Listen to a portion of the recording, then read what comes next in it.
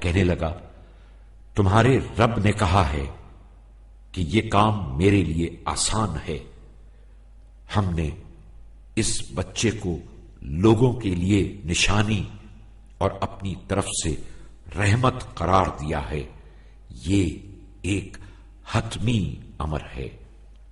یہ سن کر جناب مریم سمجھ گئی کہ اللہ تعالی نے ارادہ کر لیا ہے اور بغیر باپ کے ایک باعظمت اور پاکیزہ بچہ دنیا میں ضرور آئے گا۔ جب بی بی مریم نے محسوس کیا کہ بچے کی ولادت ہونے والی ہے تو وہ بہت گھبرائیں اور پریشان ہو کر سوچنے لگی کہ جب ان سے بچے کے متعلق سوال کریں گے تو وہ کیا جواب دیں گی، کس طرح لوگوں کو اپنی پاک دامنی کا یقین دلائیں گی۔ اس لیے جناب مریم لوگوں کے اعتراضات سے بچنے کے لیے ناصرہ نامی چھوٹے سے شہر کی طرف کوچ کر گئیں اور ایک چھوٹے سے پرانے گھر میں رہنے لگی۔ اب وہ کبھی کبھار عبادت اور زیارت کے لیے بیت المقدس آ جاتی۔ آہستہ آہستہ ولادت کا وقت نزدیک آنے لگا۔ ایک مرتبہ جب جناب مریم نے محسوس کیا کہ اب ولادت کا وقت بہت نزدیک ہے تو وہ شہر سے باہر چلی گئیں۔ چلتے چلتے وہ ایک ویرانے میں پہنچی۔ یہاں انہیں کھجور کا ایک سوکھا ہوا درخت نظر آیا تو وہ درخت کے پاس بیٹھ گئیں۔ کچھ ہی دیر بعد حضرت عیسیٰ علیہ السلام کی ولادت ہو گئی۔ بی بی مریم بہت زیادہ پریشان اور غمزدہ تھی کیونکہ ان کی سمجھ میں نہیں آ رہا تھا کہ اب لوگوں کا سامنا کیسے کریں گی۔ وہ دل ہی دل میں کہہ رہی تھی کہ اے کاش اس لمحے سے پہلے میں مر جاتی اور لوگوں کے ذہنوں سے معاف ہو جاتی۔ ادھر بچہ اپنی ماں کے پاس بہت آرام سے لیٹا ہوا تھا۔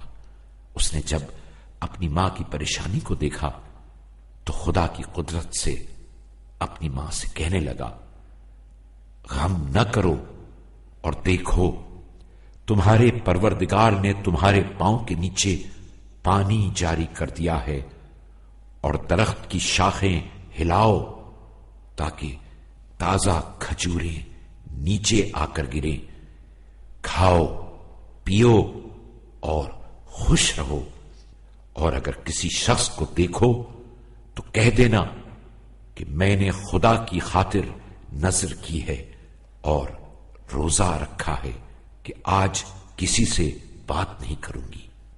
جناب مریم نے بچے کی باتوں کو غور سے سنا اور پھر وہ بالکل مطمئن ہو گئی، کیونکہ اللہ تعالی نے حضرت عیسیٰ کے ذریعے ان کو بتا دیا تھا کہ وہ لوگوں کا سامنا کس طرح سے کریں۔ اس کے بعد جناب مریم نے درخت کی شاخوں کو ہلایا تو اس پر سے تازہ کھجوریں نیچے آ گری، کیونکہ وہ سوکھا ہوا درخت اب معجزے سے ہرا بھرا ہو چکا تھا۔ مریم نے تازہ کھجوریں کھائیں، ٹھنڈا اور میٹھا پانی پیا، اور اس کے بعد اپنے بچے یعنی حضرت عیسیٰ کو کپڑے میں لپیٹ کر ناصرہ شہر میں آ گئی۔ آنن فانن یہ خبر پورے شہر میں پھیل گئی اور لوگ جناب مریم اور حضرت عیسیٰ کے گرد جمع ہونے لگے۔ ہر کوئی اپنی طرف سے باتیں بنا رہا تھا، تہمتیں لگا رہا تھا۔ ایک شخص نے کہا، اے مریم تم بہت بری چیز لائی ہو۔ اے ہارون کی بہن، نہ تمہارا باپ برا آدمی تھا اور نہ ہی تمہاری ماں بدکار عورت تھی۔ جناب مریم سب کی باتیں سنتی رہیں اور پھر انہوں نے خدا کے حکم کے مطابق خاموشی سے بچے کی طرف اشارہ کر دی۔ لوگ تعجب سے کہنے لگے، ہم گود کے اس بچے سے کیسے باتیں کریں؟ یہ کیا بتا سکتا ہے اور تمہاری پاکیزگی کو کس طرح ثابت کر سکتا ہے؟ ابھی وہ یہ باتیں کر ہی رہے تھے کہ اچانک بچے کو قوت گویائی عطا ہوئی اور وہ کہنے لگا، میں خدا کا بندہ ہوں، اسی نے مجھے کتاب عطا کی ہے اور مجھے نبی بنایا ہے، اور جہاں بھی رہوں بابرکت قرار دیا ہے، اور جب تک زندہ رہوں نماز اور زکات کی وصیت کی ہے، اور میری ماں کے ساتھ نیکی کا حکم دیا گیا ہے، اور ظالم اور بد نصیب نہیں بنایا ہے۔ سلام ہو مجھ پر اس روز جب میں پیدا ہوا، اس روز جب میں مروں گا، اور اس دن جب میں دوبارہ زندہ کر کے اٹھایا جاؤں گا۔